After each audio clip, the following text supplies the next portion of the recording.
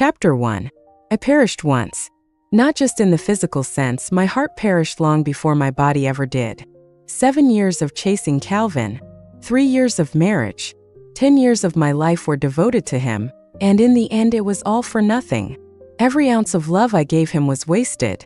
People always said Calvin and I were the perfect couple, made for each other. For a long time I believed that lie too.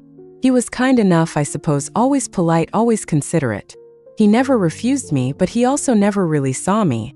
He'd respond to my needs but never reached out first. He was flawless in the way he went about things, but that perfection was cold and distant like a well-made machine. I thought that was just who he was. A man who kept his emotions neatly packed away. Then Anna came back. His first love, the one he'd never quite gotten over. She was everything I wasn't. Bold, dazzling, a force of nature. While I was calm and quiet, she swept through life like a storm, leaving everyone breathless in her wake. It wasn't until she returned that I realized Calvin wasn't emotionless after all. He could be warm. He could be passionate. He could be alive. Just not with me. The day I found out I was pregnant, I went looking for him, excited to share the news. But I found him by the river with Anna, watching the sunset like something out of a romantic movie. Later, when I was lying in a hospital bed, pleading with him to stay, he barely hesitated before walking out the door. Anna had called, and that was all that mattered. And in my final moments, as I stared at my phone, waiting for a call that would never come, I finally gave up. I tossed the phone into the water, watching it sink beneath the surface, just like everything else I had ever hoped for. The tears had dried up long ago. I didn't have any left to cry. Years of disappointment, of heartbreak, had woven themselves into a net around me, trapping me in a life I no longer recognized. I had spent this life, my laughter, my tears, my everything, on a man who had never, not even for a moment, truly loved me. I remember asking him once, "Did you ever, even for just a second, love me?" His silence spoke louder than any answer. 10 years. 10 years of deluding myself, thinking we were something we weren't. I had been living in my own fantasy, playing a role in a story no one else was reading. And then my heart stopped. And with it, the love I had for him. Chapter 2. When I opened my eyes again, I was back in the hospital, sitting in the examination room. In my hands were 2 pieces of paper, a pregnancy test and a cancer diagnosis. Life, it seemed, had decided to play one final joke on me. 1 month after discovering I was pregnant, I had been diagnosed with cancer. "Selena, thank God you're awake." I felt warm arms envelop me, followed by the sensation of tears soaking into my shoulder. "Big sister." I blinked, staring up at the familiar face, my sister's tear-streaked cheeks and puffy eyes filled with relief. I glanced down at the diagnosis in my hand, my mind struggling to process it all. Somehow, I had been given a second chance. I was back 3 months before everything fell apart. My sister stroked my hair, her tears spilling over as she tried to come to terms with the fact that her younger sister had so little time left. I held her close, and for the first time in a long time I let myself cry. But I wasn't crying out of fear. It wasn't the end I was afraid of. I was crying out of gratitude, because for the first time I had a chance to live for myself. Even if I only had 3 months left, it was still a gift. A chance to rewrite my story. When I got home, the house was as cold and empty as ever. Calvin wasn't there. Of course he wasn't. If I remembered correctly, he was probably with Anna, flying kites by the river. It was almost funny, this man who had never once shown me a smile, out there doing something as carefree and childish as flying a kite. I guess that's what real love does to a person.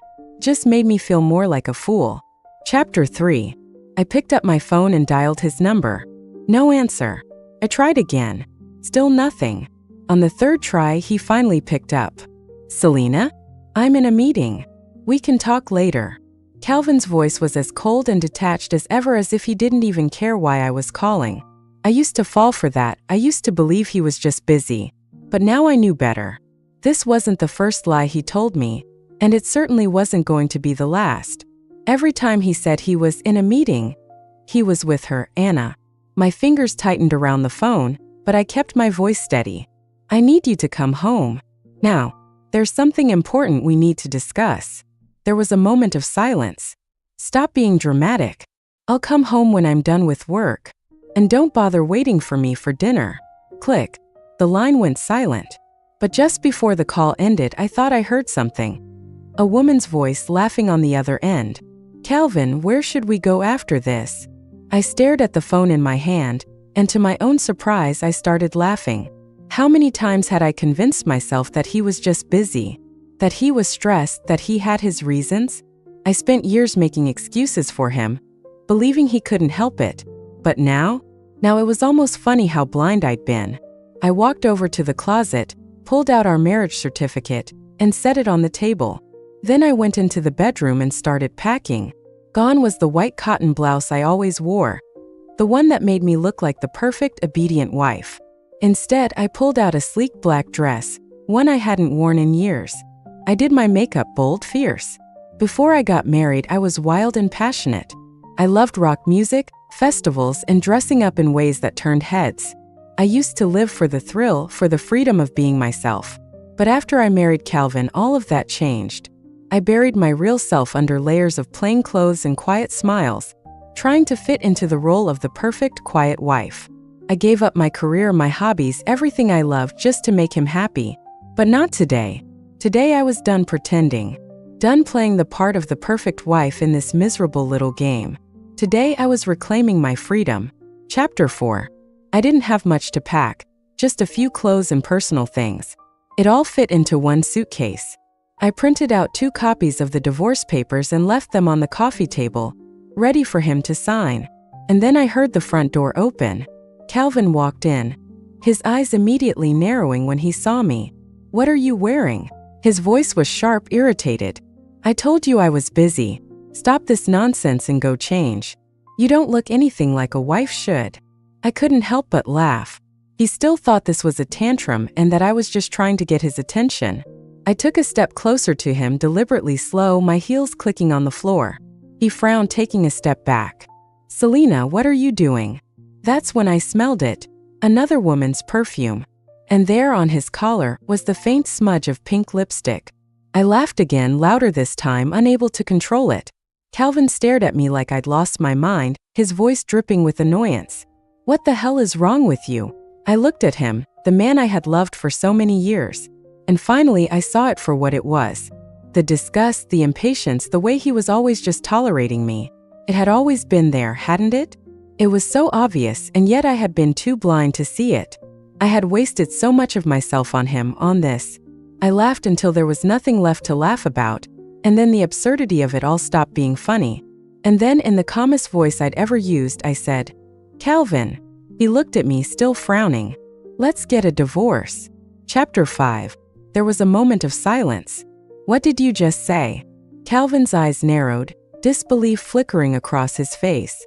It was clear he couldn't wrap his head around the fact that I, the woman who had always bent over backwards for him, was suddenly standing up for myself. His expression hardened. "You were the one who begged me to marry you, and now you want a divorce? What the hell are you playing at?" I didn't even bother responding to his anger. Instead, I smiled, a calm, knowing smile. "You're right. I did chase after you back then. So I guess I have no one to blame but myself. But now, I've had enough. It's time for me to let go. And besides, it'll free up space for Anna, won't it?" That hit a nerve.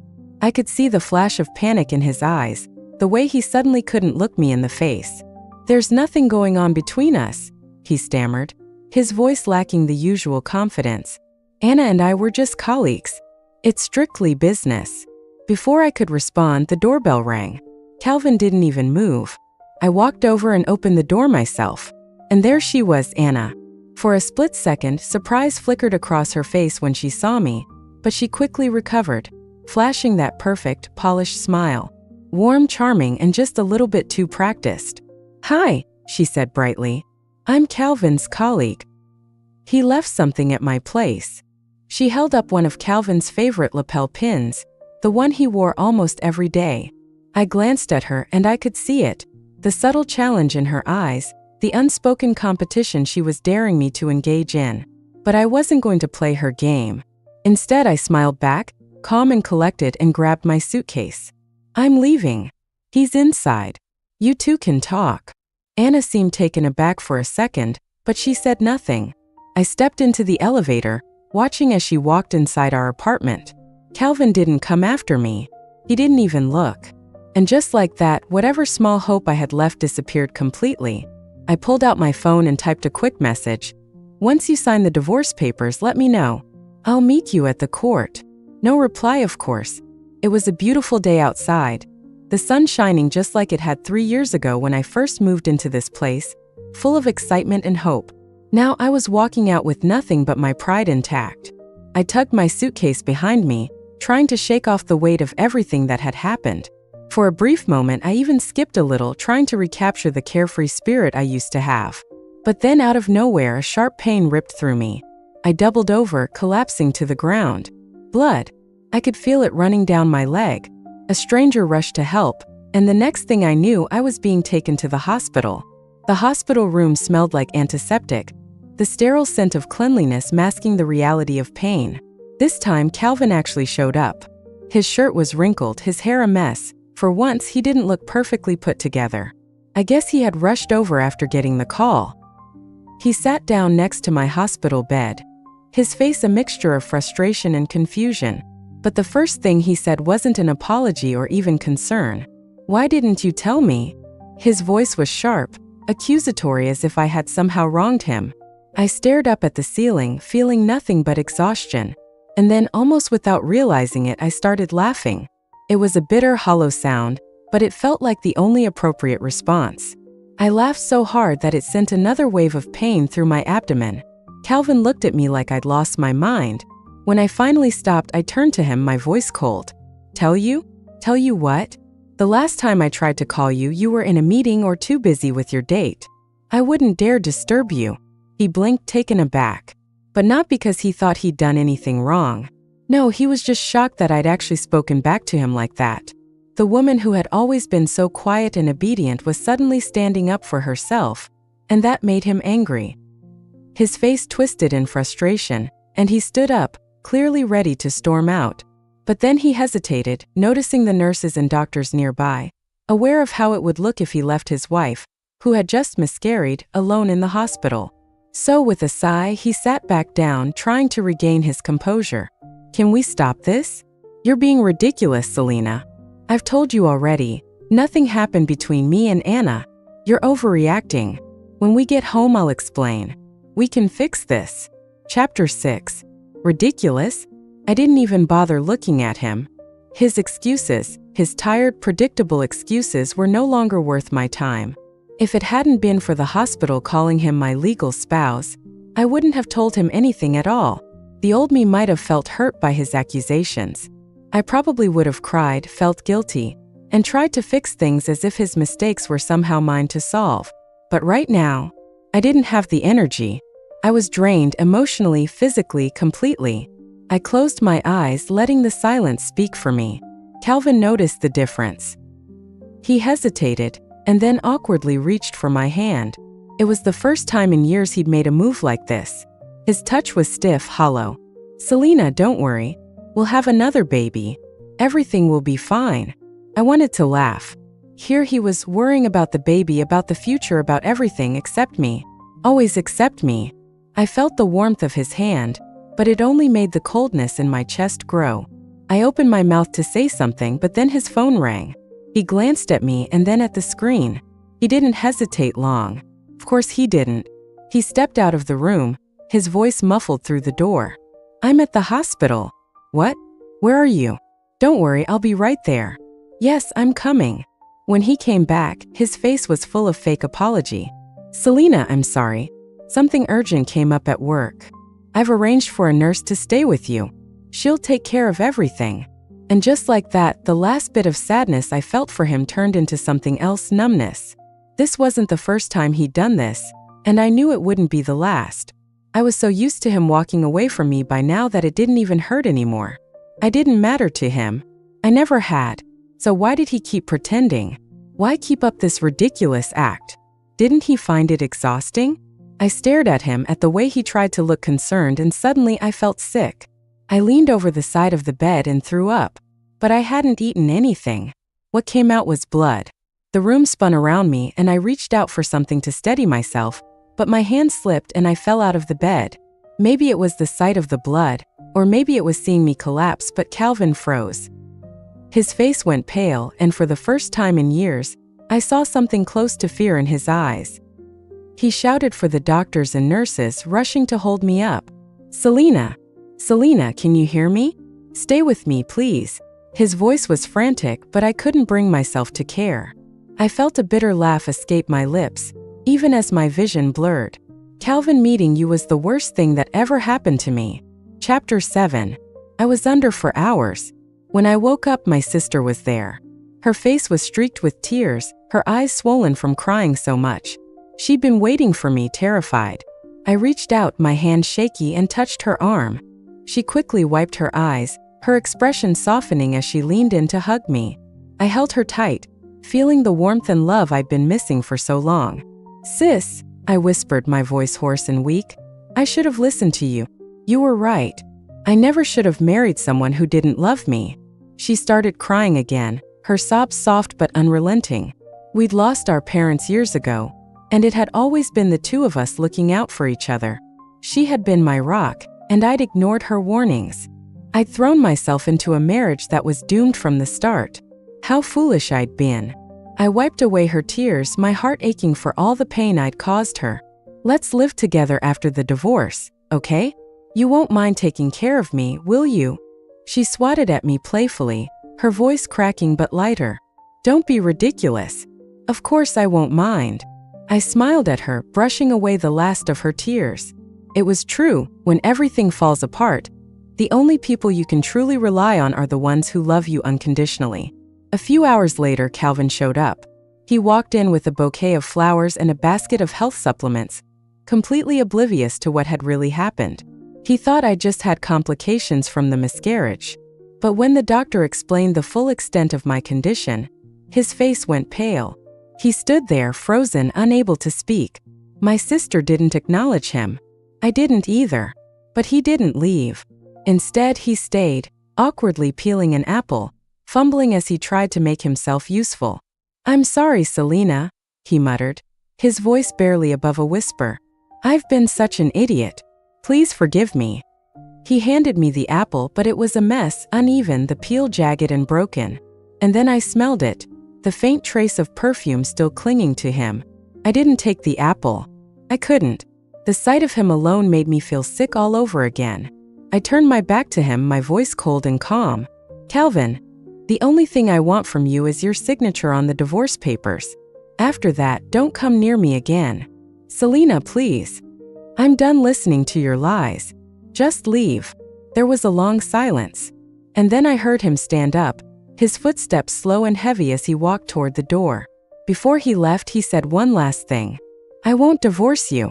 No matter what, you'll always be my wife." I let out a small, humorless laugh as the door closed behind him. Outside, it had started to rain. I thought to myself, it's time to start living again. I'll listen to music, take up painting, and travel with my sister. I'll do everything I've always wanted to do. As for the marriage, whether he signs the papers or not, it doesn't matter anymore. Nothing about Calvin matters anymore. Chapter 8. After pushing the doctors to discharge me, they finally agreed once they saw I was doing a little better. I guess they couldn't argue with me forever. I walked home with my sister, her arm linked to mine, and for the first time in what felt like forever, I felt at peace. We talked about our childhood and the happy memories we shared, laughing about the silly things we used to do. It was the first time in 10 years that I'd felt this light. No more worrying about walking on eggshells. No more fear of a cold glance or a ringing phone that would always pull him away. I used to be a bright, shining person. People used to call me their sunshine. But that was before Calvin. Before I gave up everything to marry him. I turned down a chance to study abroad and gave up my career. And slowly, the light in me began to dim. After I settled into the role of his wife, I became someone else entirely. Someone he never stopped criticizing. He said my cooking wasn't good enough, so I spent hours learning to be better in the kitchen. He said I wasn't gentle enough, so I swallowed my opinions and always agreed with whatever he said. I had lost myself. But now I was finding my way back. I started playing piano again, the very thing I had loved most before I gave it all up for him. I had once dreamed of becoming a pianist and even received an offer to study music overseas. My sister found a small music school nearby that let me use a practice room after hours. It wasn't much, but it was enough. One evening as I was playing, I noticed a man standing by the door, quietly listening. "You play beautifully," he said when I finished. "What's the name of that piece?" "Amazing Grace," I replied, a little surprised by the compliment. He smiled. "You're really good." From then on, he showed up every time I practiced. It became a routine, a small comfort in my days. He was my first real audience in years. His name was Chris. We started talking more and more, mostly about music. We'd discuss everything from Chopin to Beethoven, and sometimes he'd bring his violin and play along with me. We made music together, and somewhere along the way we grew close. There was something between us, something real, something I hadn't felt in a long time. But I knew it couldn't go anywhere. I didn't have much time left. I couldn't do that to him. I couldn't drag him into my mess when I knew I wasn't going to be around much longer. Then one night we almost kissed. Almost. But I pulled away and ran, too scared to let it happen. After that, I stopped going to the practice room. It was better that way, safer for both of us. That same night, Calvin showed up at my door. He was soaked to the bone, standing outside in the pouring rain. He didn't move, didn't say a word. I didn't want to let him in. I didn't want to deal with him at all. But my sister said he'd been standing there for hours, and if I left him out there any longer, he might actually get sick. So, against my better judgment, I waved him inside.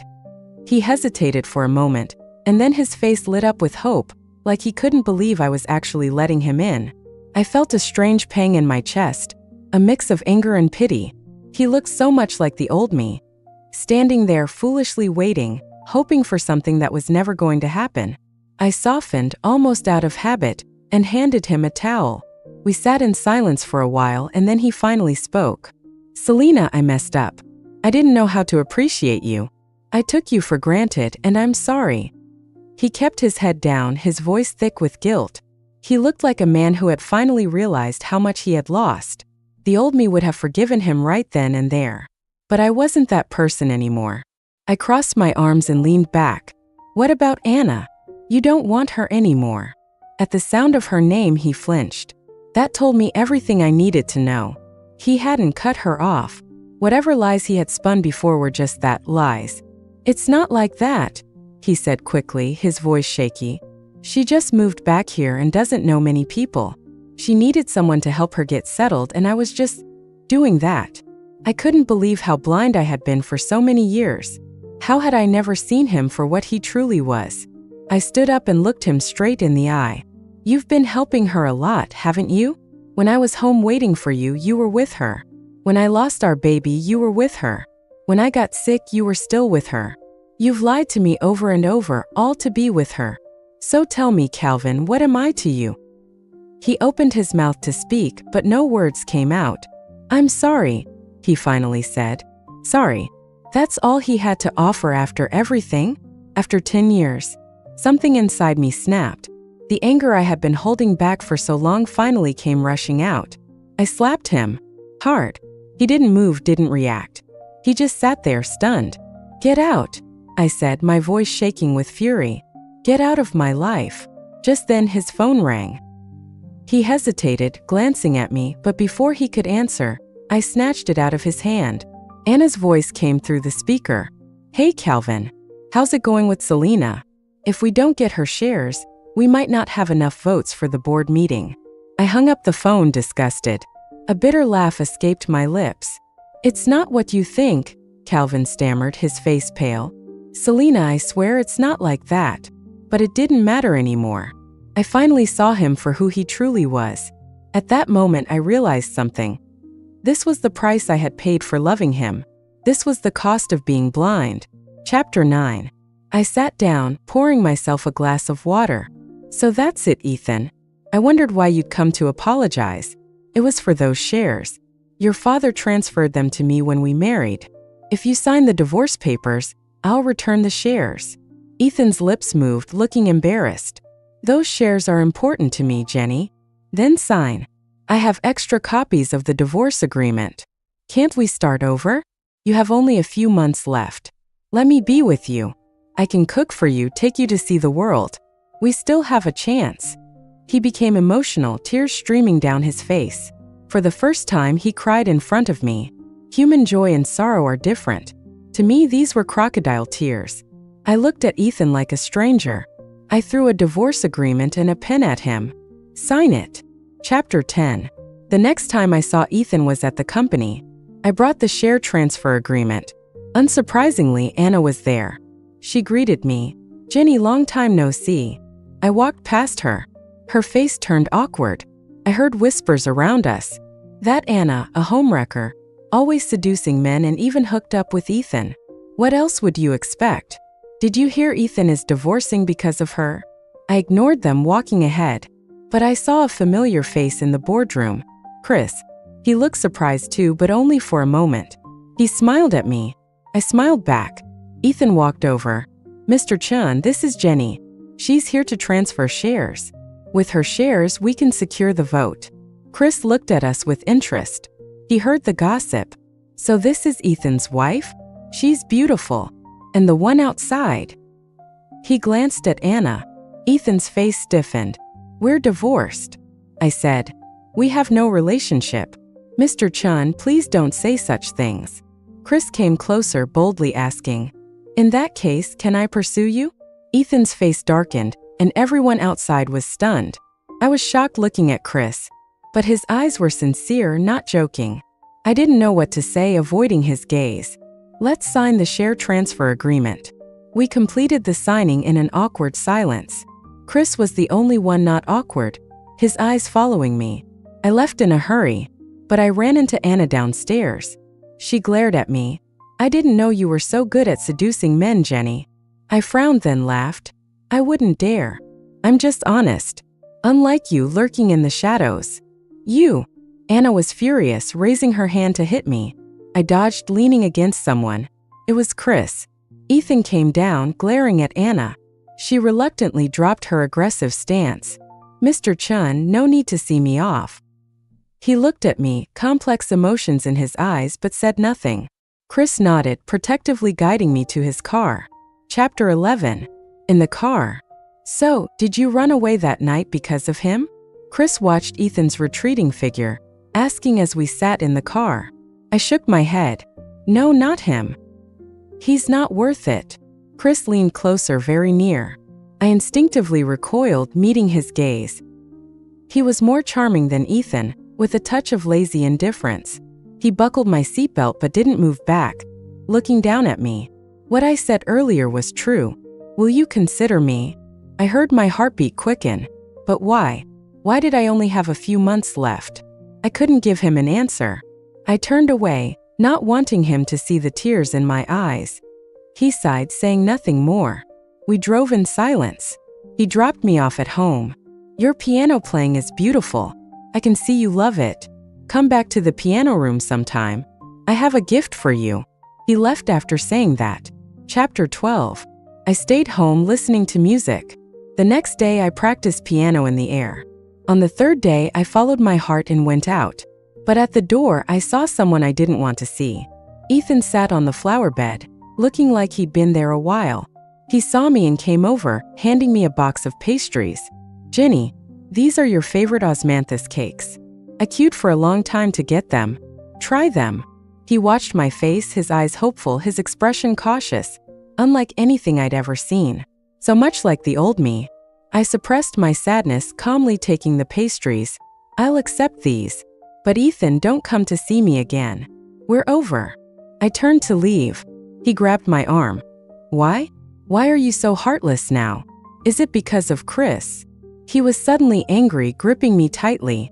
I struggled, kicking him, shouting instinctively, "Ethan, what's wrong with you? You cheated, ignored me for 10 years. What's the matter? Now that I've moved on, you want me back? Are you a masochist?" Ethan suddenly cried. He sat on the ground, looking up at me, tears falling. "I'm sorry, Jenny. I regret it. I really regret it. Please give me another chance." I looked down at him, this man I had loved for 10 years, now filled with regret. I reached out, helping him up, brushing off his clothes. My tone was calm. "Ethan, loving you for 10 years has exhausted me. Every cold act, every hurt left a mark. There's no going back. I don't want you anymore." I smiled gently. Besides, my time is limited. I want to live for myself. Chapter 13. After sending Ethan away, I felt a weight lift off my shoulders. My words were for him and for myself. I thought of Chris and my piano dream. Why not give myself another chance? I wanted my dreams. Even if I burned out like a moth to a flame, it would be worth it. I wanted love. If I gave it my all, even if it lasted only 3 months, so what? Fate brought us together. I'd cherish it. When it ended, I wouldn't regret anything. Like the rain, it would eventually clear. I rushed to the piano room, finding a familiar figure. I ran to him, hugging him tightly. Chris seemed surprised by my boldness, but his eyes were full of joy. He had been waiting for me. I smiled at him, leaning in to kiss him. We both heard each other's heartbeats. Chris gave me a brand new piano just for me. As a child, I always wanted my own piano, but we couldn't afford it. Later, I had the money, but I gave up my piano dream for Ethan and never considered buying one. I never expected to have my own piano now. Chapter 14. I was ecstatic, dragging Chris and my sister to listen to me play day and night. In my last days, sharing my music with the people I loved was the happiest thing. But there were some hiccups. One night, a call woke me. It was Anna crying. She sounded drunk, rambling incoherently. "Jenny, why do you have everything? I knew Ethan first, but you married him. Now you're divorced and he still thinks about you, refusing to see me. Why? You have your sister, Ethan, and Chris. You have so much love. Why do I have nothing? Why are you so lucky? I'm not satisfied, I'm not satisfied." She cried, seemingly passing out, and the call ended. I didn't care about her words. I knew I wasn't lucky. I was just cherishing and loving what I had. I continued to spend my days happily with my sister and Chris. Sometimes I greedily wished it could last forever. But it didn't last long. My illness worsened. One day I started coughing blood, staining my piano. Chris and my sister looked at me in panic, their voices surrounding me. I wanted to comfort them, but I couldn't speak. By the time I reached the hospital, I had fallen into a coma. I only remembered my sister and Chris holding my hands, their warmth comforting me. It was the most gentle, warm feeling in the world. I thought in my haze, how wonderful to have this chance. Even if I died now, I had no regrets. I closed my eyes, falling into a long dream. Chris epilogue. From the moment I saw her, I was moved. The soft sunlight shining on her delicate, flying fingers. The music flowing from her fingertips was as captivating as she was. Ethan was truly blind, but luckily she was mine now. She must be an angel. So lovely, with dimples when she smiled. Always smelling of osmanthus cakes. I didn't want to see her cry. I knew she had little time left. Don't cry. It's okay. These scores, these melodies, these moments. I'll remember them forever. You'll always be with me in my memories. I won't be lonely. I'm honored to have caught your little tale in your final moments. Angel, I hope you'll come to me early in the next life. Don't make me wait too long.